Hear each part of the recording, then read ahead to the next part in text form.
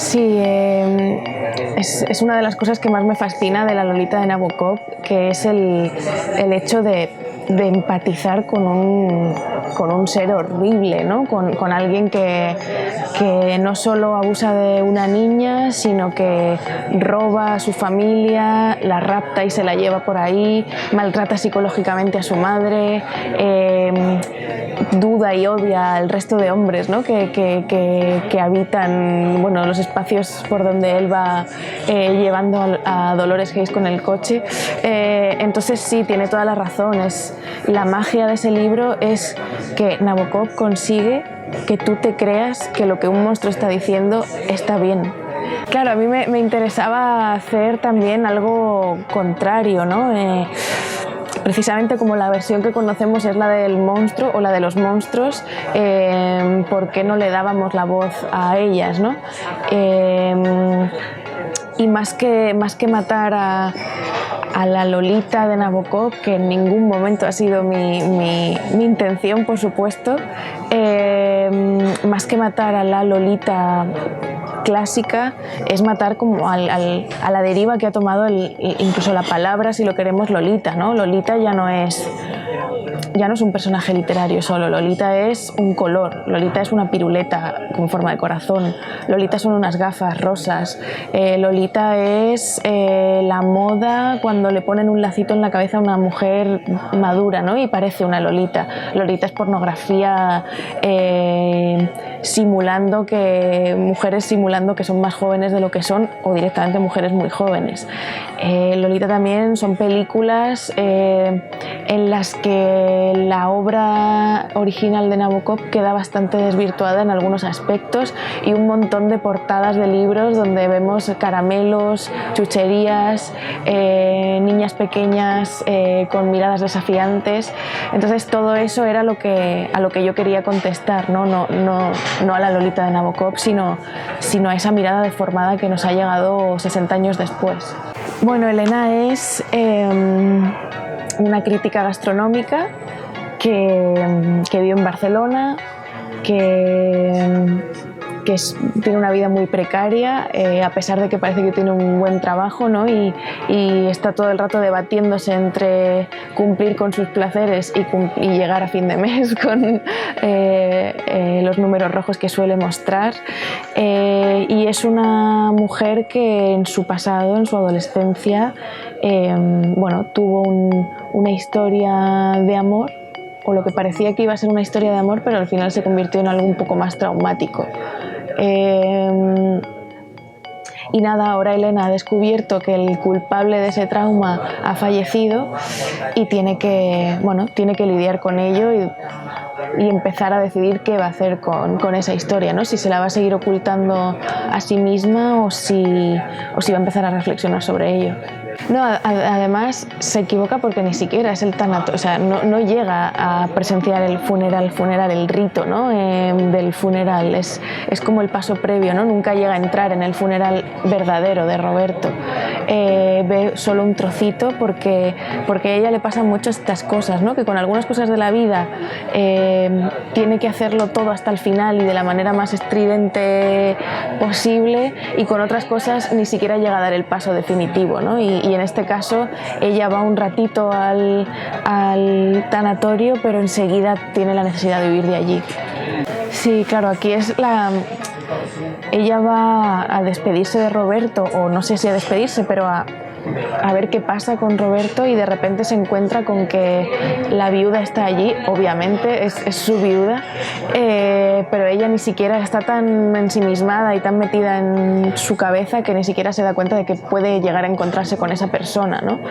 Y cuando se la encuentra realmente ve a una mujer pues que acaba de perder a su marido, ¿no? Y ella, que ha visto cómo en su familia han muerto pues personas importantes para ella, yo creo que ahí comprende, ¿no? que tiene que ser más amable y que tiene que o bien cumplir con los deseos de Laura o bien irse de allí y no molestar más. Sí, ella, bueno, es su pareja, pero también es una pareja a la que le oculta muchas cosas, ¿no? Sebastián no sabe casi nada del pasado de Elena, no, obviamente no ha conocido a su familia porque no está. Además es una persona, es el típico chico del que, bueno, es mejor que los típicos chicos de los que ella se enamora porque es el que realmente la trata bien o el que mejor la trata de todos, ¿no? Pero sí que tiene una relación de no llegar a creérselo, yo creo, no llegar a creerse que esa relación está bien.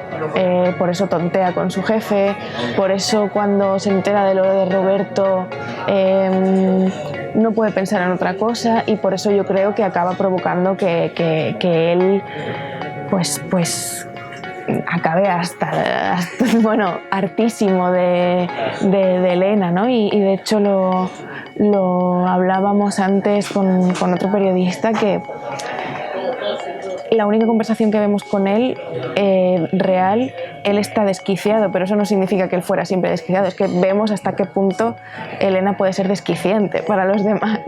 Pues el pelo es una de las partes más importantes del libro, para mí forma parte de esa cosa sensorial.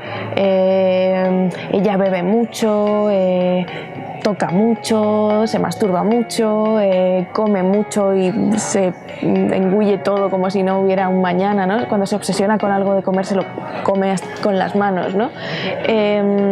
Y con el pelo pasa algo parecido, ¿no? Es un tic que tiene, algo que tiene ahí y de lo que se quiere deshacer pero no puede, ¿no? También como una especie de metáfora de todos esos sentimientos que tiene dentro. Cuando necesita carne, ¿no? Exacto, sí. Sí, esto me hacía gracia porque yo no como carne y la gente me pregunta en plan, entonces comes mucho stick tartar, ¿no? Y digo, no, sí, yo no como carne, pero es cierto que una de las últimas veces, por no decir la última que comí carne, fue un día que había cobrado, yo era becaria y como que un mes no lo había cobrado, entonces lo pasé muy mal, pero al mes siguiente cobré como las 2 pagas a la vez, y con todo ese dinero, después de haber estado pasándolo mal, dije, pues voy a hacerme un banquete de carne, ¿no? Y me comí un stick tartar que fue como la última carne animal que comí, ¿no? Y con esta experiencia que me parecía divertida, o que yo había sentido algo así como muy animal en ese momento, me parecía que llevarla hasta el extremo con Elena podía ser divertido. Sí, yo quería huir totalmente de la estructura que yo encontraba siempre en este tipo de novelas. Leí muchos textos publicados en la Sonrisa Vertical, en esta colección erótica que tenía Tusquets antes y que creo que ya dejó de hacerse, o se hace muy poquito, son estos libros rosas míticos. Leí Ceniza en los ojos, Corre Alicia corre, Las lecciones peligrosas, o sea, todos eran como historias donde hay una tensión sexual que se produce en las primeras páginas, después pasa el acto tal, y luego hay una reflexión final o hay como otro final interesante y demás, pero parece que como lectores siempre hemos estado como muy atraídos por esa primera parte, ¿no? La parte de la atracción, ¿no? Y a mí me apetecía romper con esa tensión, ¿no? De hecho, creo que nunca se ven, o casi nunca se ven, escenas reales de sexo entre los personajes. En todo caso la vemos a ella masturbarse, ¿no? Y esto era algo que me interesaba, ¿no? Que el sexo no fuera una única escena a la que el lector tiene que llegar como abrumado, en plan, por fin va a pasar, ¿no? Por fin va a pasar esto. Me interesaba que el sexo estuviera desde siempre, ¿no? Porque ella es una persona, como hemos dicho, muy sensorial y el sexo forma parte de su vida y de su día a día, y después de toda la tensión del tanatorio tenía que masturbarse, ¿no? Es la misma, o sea, soy la misma persona, ¿no? Está también siempre reivindico a la periodista también, ¿no?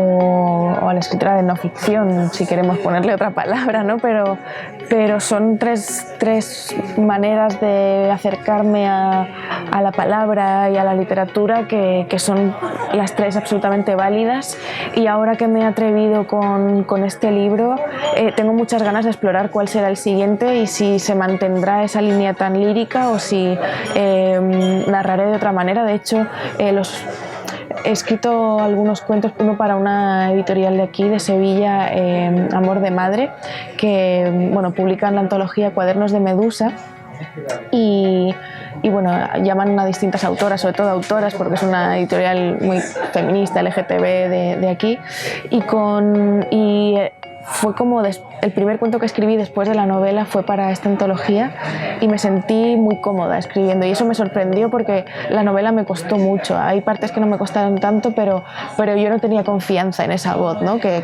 trabajamos y corregimos mucho.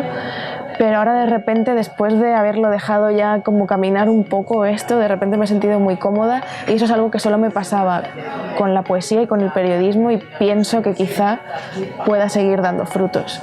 Sí, o sea, de hecho vino el tema y un cuentito antes del libro. Yo había publicado en la revista en la que trabajo varios artículos, entrevistas con lolitas reales y reflexiones sobre la figura de la ninfula en la literatura, y además toda esa serie la acompañé de una ficción pequeñita que se llamaba El funeral de Lolita, y donde ya aparecían Elena y Roberto, ¿no? Ya aparecía una Elena que era también una periodista, pero en otra circunstancia, bueno, una chica que iba al funeral de su profesor. Y María Zaste, que es la editora de Lumen, me dijo, yo le propuse que hiciéramos un ensayo sobre ninfulas, porque es un tema que me fascina y que he leído mucho y quería leer más, y además encontraba que no había ensayos hasta ese momento que hiciesen como un repaso, ¿no?, de la figura de la ninfula en la literatura. Luego sí han aparecido más, pero yo quería escribir un ensayo, y ella me dijo, no, fíjate en Elena, o sea, porque yo creo que Elena te va a dar la clave para que puedas hacer tu primera novela. Bueno, yo creo que sí, sigue siendo una constante, ¿no?, en la literatura, en el cómic, la figura de la mujer joven, no ya de la Lolita como tal, sino de la mujer joven que quiere disfrutar y que no tiene miedo a mostrar sus deseos, está ahí, ¿no? Y lo que habría que hacer, o lo que había que hacer en los tiempos que corren, es desprenderla de la mirada ajena, ¿no? Dejarla a ella hablar, y es lo que he intentado.